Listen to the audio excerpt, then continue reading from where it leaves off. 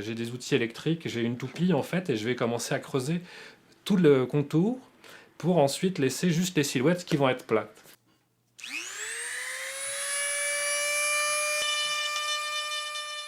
Par la suite, avec un outil qu'on appelle une Dremel, qui a des petites fraises qui permettent de sculpter, ça ressemble un peu aux outils des dentistes en fait, mais en plus gros, je vais faire mes volumes.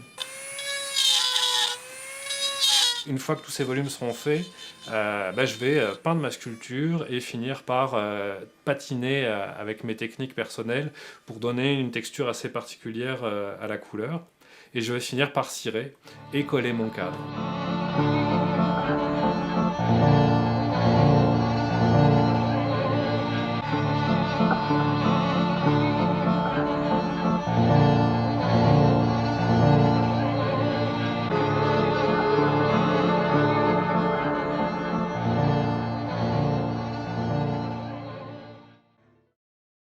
Quand j'étais en France, je travaillais beaucoup du noyer, qui est un bois qui est très dur, surtout que celui que j'utilisais était très ancien, donc il était encore plus dur, parce qu'il est vraiment sec.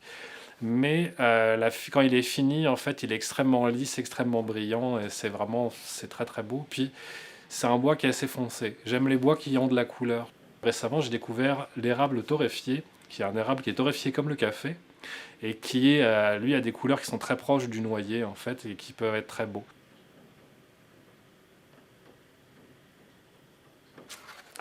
Cette sculpture raconte une histoire un peu drôle. C'est que dans mon village, c'était très désertique. Et puis, tous les samedis, le café était ouvert qu'un jour par semaine, c'était le samedi. Puis tous les samedis, je retrouvais un gars, un ami, qui avait une vingtaine d'années de plus que moi. Puis on allait boire un verre ensemble. Et en fait, comme il se passait absolument rien dans le village, les conversations se résumaient à alors, quoi de neuf? Pas grand-chose. Et toi? Pas grand-chose.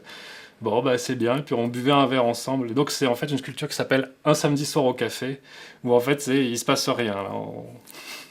On est content de se retrouver, mais il n'y a jamais de nouveau à se raconter.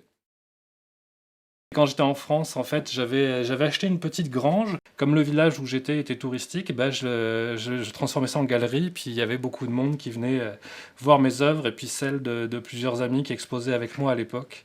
Ça permettait de rencontrer beaucoup de monde. Et puis j'ai rencontré quelques collectionneurs comme ça, des grands collectionneurs de Paris qui ont acheté quelques œuvres dans ma galerie. Donc ça m'a permis un peu de me faire connaître dans le monde de l'art en France.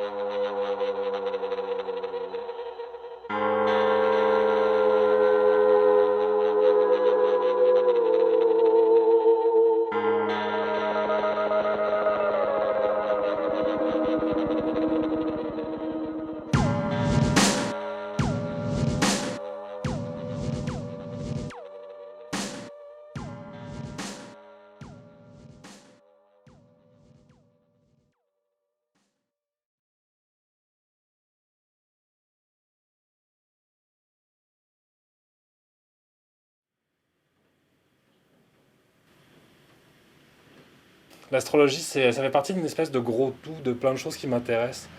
Mon univers, il est créé sur un bon paquet de choses ésotériques ou de religions ou de philosophies auxquelles je me suis intéressé au cours de ma vie.